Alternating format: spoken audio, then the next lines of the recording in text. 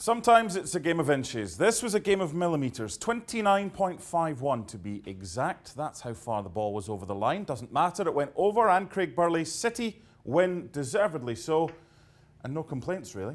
No, I mean, it was a little tighter than they would have wanted in terms of the scoreline. You know, when you're hanging on to you're not hanging on. When you've got a 1-0 and they were throwing a few balls in the box at the end, particularly in injury time, it's always a concern that something's going to drop, you know, and a ricochet or a bad clearance, and then all of a sudden you're dropping 2 points. But when Burnley have, you know, and we know the disparity between the two teams, but when they have 2 efforts on goal and none on target, that tells you that that back four led by Vincent Kompany to start with did a great job. Also they dominated possession, Mark. So yeah, you know, it wasn't the greatest performance going forward, but they have got the game changer.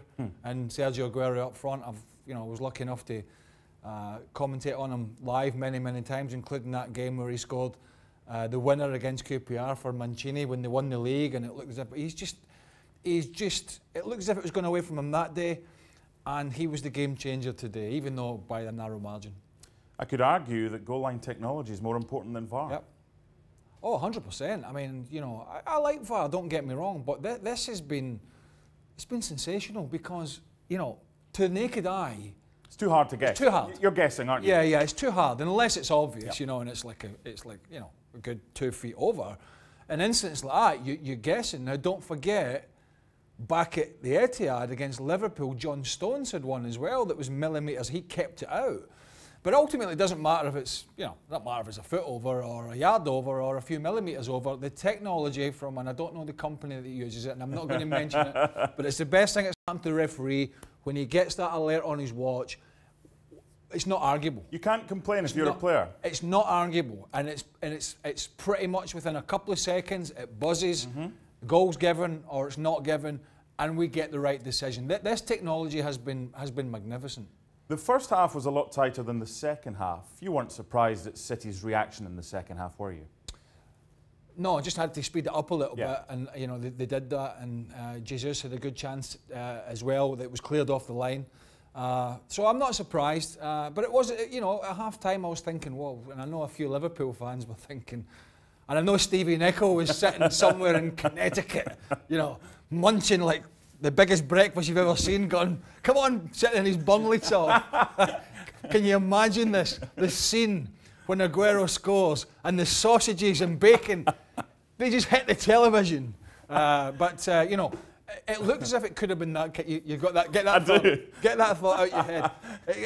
I had 18 months of that when I was writing his book. I know exactly what it's like. But you know, for Liverpool fans, players, supporters, ex-players, coaches watching, if they did watch, if they didn't watch, it could have been that kind of game. It could have been that kind of second half, because that's what a team like Burnley at home defensively can do. And it's not every time a great team like City are going to break you down. It just you know, it might not be their day, and today they got the job done.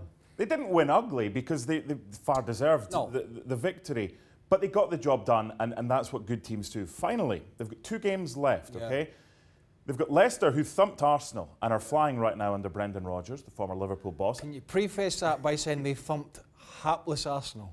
Whatever adjective you want. Yeah, they were good. Then they've got Brighton. Now, we don't know yet if Brighton will be on the final game of the season already safe or not. It looks likely. It does. So I don't think it matters. Okay. Well, actually, it might matter. But you know, Cardiff obviously, and I'm going off track here, but Cardiff blew a big chance. You know, we're losing to Fulham.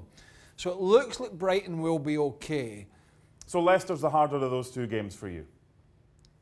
Yeah, oh, 100%. But the upside is, and we were talking about this on the show in midweek, is that it's a different task than playing a Burnley, because Brendan Rodgers will come and look to play at the Etihad, and they'll play some nice football. And Palace have won there this season. Yeah, but yes, exactly. But that's my point. Palace have won there. City lost at Newcastle.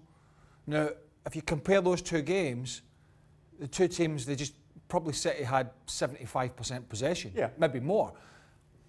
Against Leicester, they'll not just sit in. Leicester will come and they'll try and play. They'll try and get Maddison on the ball. They'll try and get Vardy over the top. They'll try and get the full-backs forward. That's good news for City, I think, because it's going to leave them a little bit more room to play and hit on the, rather than having a team with 10 men and a goalkeeper behind the ball. So as much as Leicester will be a bigger threat going forward, I think that will leave City a little bit more space to operate.